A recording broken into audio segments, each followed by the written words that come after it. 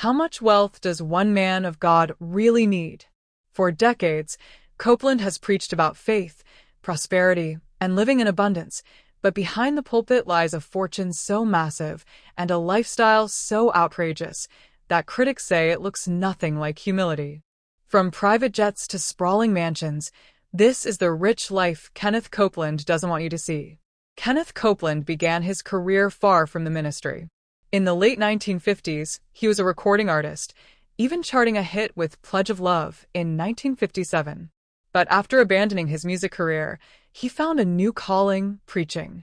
He embraced the rising televangelism movement of the 1960s and quickly became one of its most powerful voices. Preaching what's known as the prosperity gospel, Copeland taught that faith, positive confession, and generous giving could unlock material blessings from God. To his followers, he was a man sent to spread hope. But to his critics, it was the beginning of a billion-dollar empire disguised as religion. Over the decades, Copeland built Kenneth Copeland Ministries into a massive operation with television broadcasts, books, conventions, and outreach programs. His messages of abundance resonated with millions, especially those struggling financially who longed for a breakthrough. Donations poured in, and with them came unimaginable wealth. Today, Kenneth Copeland is often described as the richest pastor in America, with an estimated net worth of at least $300 million, though some believe it could be far higher. That wealth has translated into a lifestyle that most people could never imagine. Copeland owns multiple properties, but the crown jewel is his massive mansion near Fort Worth, Texas, worth an estimated $7 million and spanning over 18,000 square feet. The home features lavish interiors, private docks, and sits on a lake that Copeland himself owns. But that's just the beginning. Perhaps the most controversial part of Copeland's wealth is his obsession with private jets. He owns not one, not two, but several private aircraft, including a Gulfstream V jet worth over $20 million. In fact, his ministry even purchased a private airport just to accommodate his fleet. When asked about it, Copeland defended the expense by saying commercial air travel was like getting into a tube full of demons, insisting he needed private planes to properly spread the gospel. For many, it was a shocking statement that highlighted the disconnect between his teachings and his lavish lifestyle.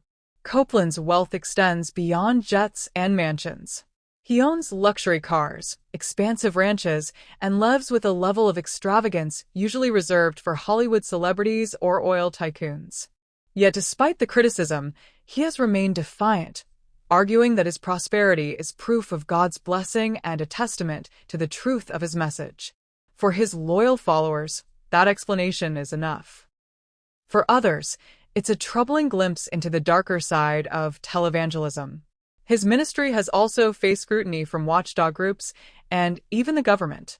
Investigations into financial transparency have raised questions about how donations are spent and whether Copeland's empire operates more like a business than a church. But despite the controversies, Copeland's influence remains strong.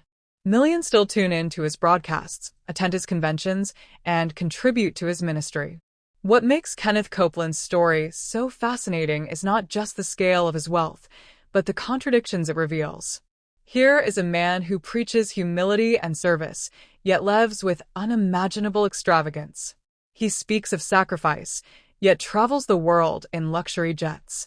He asks for donations while living in mansions. To his followers, he is living proof of God's blessings. To his critics, he is the symbol of greed hidden behind faith. So, the next time you hear Kenneth Copeland speak about abundance, remember this. His version of prosperity is unlike anything most people will ever experience. The mansions, the jets, the millions. It's a rich life that he doesn't want you to see, but one that says more about power and wealth than it does about faith.